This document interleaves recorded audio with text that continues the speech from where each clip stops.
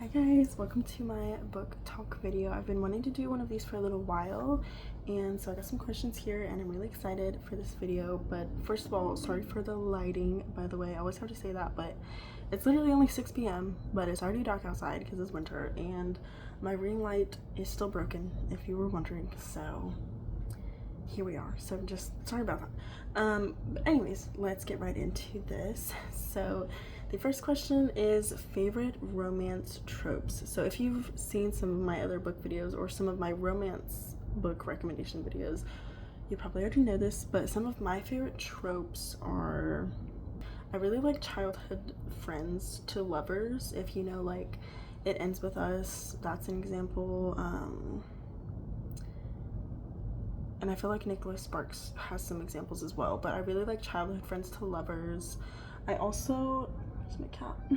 I also really like, okay, I feel like coworker romance is good if it's done right. It can be good. And then my next question actually goes back to this one. It says bookish icks. I do have some icks on some romance tropes that really give me the ick, and it's so weird because one of them is fake dating. I really do not like that trope, and I really just like cannot read it most of the time, but I do like it in movies. Like fake dating in movies is done well. To All the Boys I've Loved Before, right, is good, but I do not like them in books. And I've read like multiple authors, I've read them multiple times. I just do not like that trope.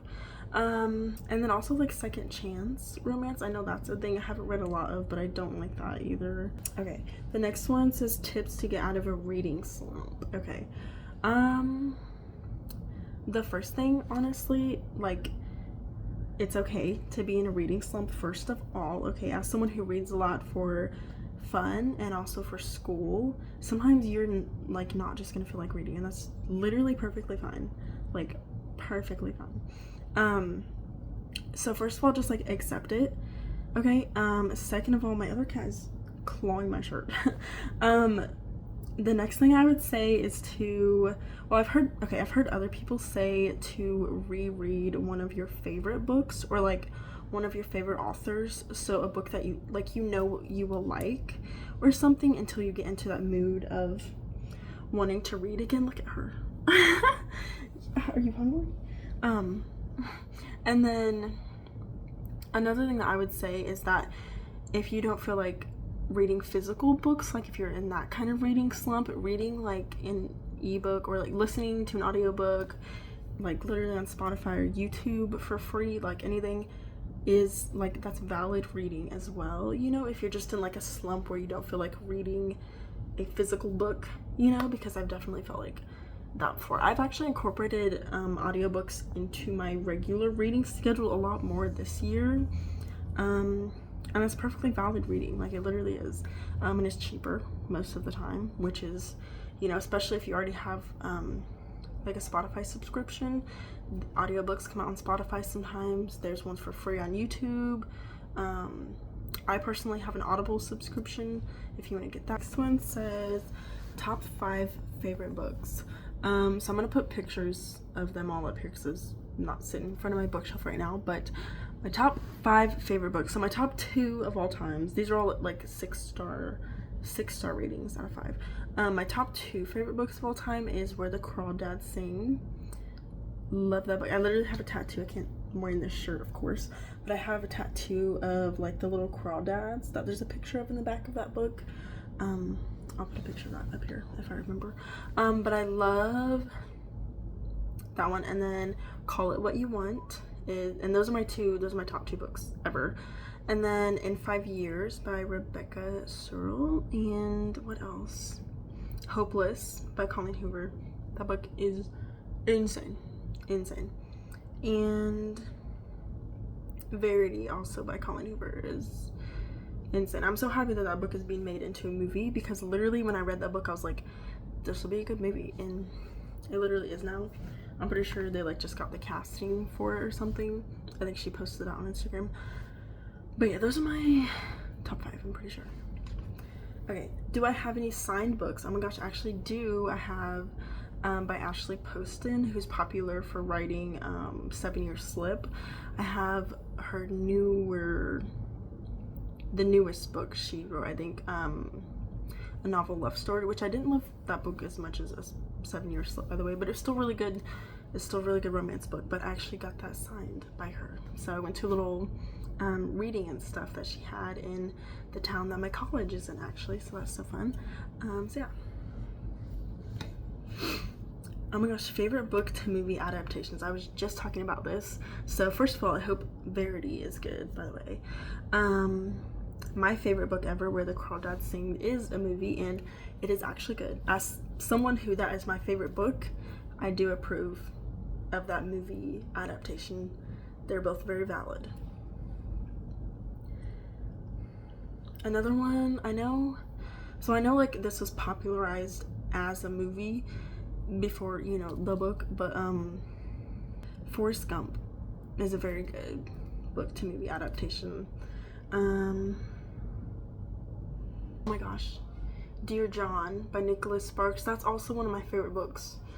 I only had I said my top 5 favorite books, that's probably number 6.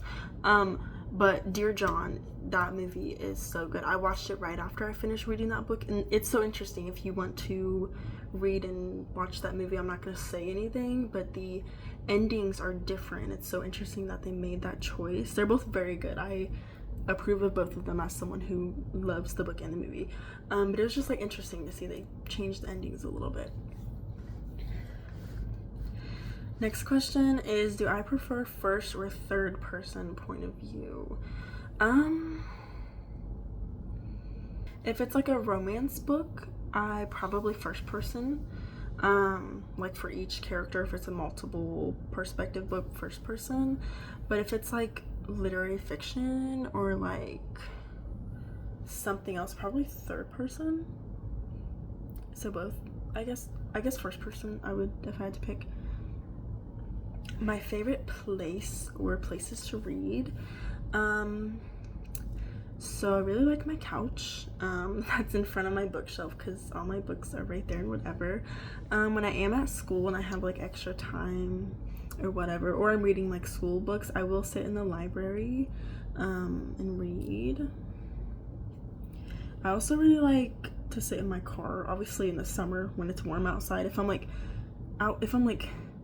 waiting for something or I'm out somewhere or something, like I'm gonna be in my car for what I do, like to just sit in my car with the windows down on like a warm day and read, and it's like sunny, so it's like good lighting to read or whatever.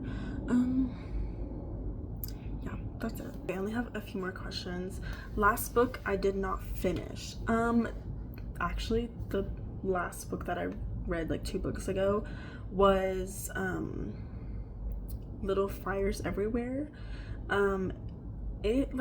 It's a good concept. I know that book is also made into a TV series, I think, or a movie, so it's good. Like, it's a good story, it's a good concept, whatever. I'm sure the series is great, or the movie, but I don't know, I read like half of it. I just could not finish the book, which is totally fine. There's just gonna be books that you don't want to finish.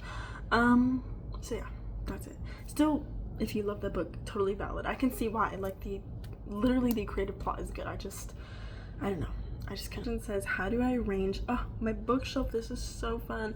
I'm gonna do a bookshelf tour, by the way, because we have this new apartment. I'm gonna do a bookshelf tour. It's just like 3 little bookshelves right now. Eventually, when I have like a house someday, I'm gonna have a little office room, I guess, with bookshelves everywhere. Okay, but I'm gonna do a bookshelf tour of like that little bookshelf in there. But it's just not done yet. I also haven't done that yet. You can see it though in some of my like just other videos. It's just behind like my couch. But I arrange my books right now. It's just one shelf is just like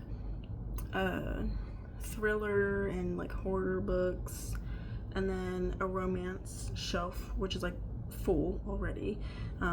Like when I got the bookshelf, that shelf was full. Other one is literary fiction and historical fiction right now. The one above that has my little pile of TBR books, and there's like some other stuff on that shelf. I have just like stuff on the shelves right now because they're not like all full. One over here, well, it's another romance shelf, but it's only Nicholas Sparks books, by the way. So like The Notebook, Dear John, all those, he has his own shelf that's like almost full too, by the way. I love him. They're just all so good, and he has so many books too. He just keeps writing books. It's crazy. The one above that is my school books, so like Shakespeare books and poetry books, as well as little poetry section, because I am studying like creative writing and English in school, so that's my school shelf. The other one, oh yeah, right now I have all of my favorite books, some of my favorite books just on this shelf, like display, like facing forward, like displaying, just so it's not empty. But like Call It What You Want, The Heaven and Earth Grocery Store, those books are up there. So those are literary fiction and romance books, but they're just kind of up there right now because that shelf is empty. And then the other shelf is empty, so yeah. Okay, oh, this is fun. Last book I read, so I know I was just talking about Nicholas Sparks. I actually just read one of his older books just because I had it, and I do only have like a couple of his books that I haven't read. The rest of them I've literally read. But like I was talking about earlier, how to get out of a reading slump. Not that I was in one, but I kind of found myself like going towards one because I know I want to start school soon, and I was like, I don't want to be reading a bunch, so I just picked up one of his books because I knew I would love it, and I just like finished it yesterday actually, and that was The Lucky One, which there's also a movie of, by the way, starring Zac Efron, and it's very good. You can rent it on YouTube for like $4, and so after I finished that book I actually watched the movie, and they're both great. I will say the book is definitely better. That movie isn't like insane or anything. I feel like if you read the book you'll want to watch the movie. I wouldn't just watch the movie myself personally, but because I read the book I was like, oh, watch the movie. It is good, and Zac Efron is in it. So I have on here, it says a book on my TBR that I can't wait to read. Oh my gosh, I literally have one for you guys because today is January 28th when I'm filming this video, and Frida McFadden's new book just came out. She's really famous for writing thriller books. She wrote The Housemaid, Never Lie,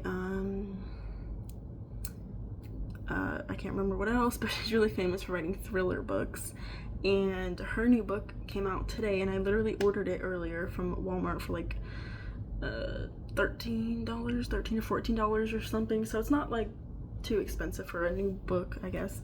But I'm so excited to read that. I'm probably not gonna read it anytime soon actually, but I did order a copy of it and I'll read it eventually. But I am excited for that because it just came out today, and I was like, oh my gosh. I saw her post on Instagram and I was like, I would like to buy one. Yeah, so that's all the questions that I have right now. I would love to do a better one of these videos. I would love to do part 2. Let me know if you guys have any questions, or I'll just make a list again and we can film the other one in better lighting, hopefully. Maybe actually in front of my bookshelf. But yeah, thank you guys so much for watching, and I'll see you next time. Bye.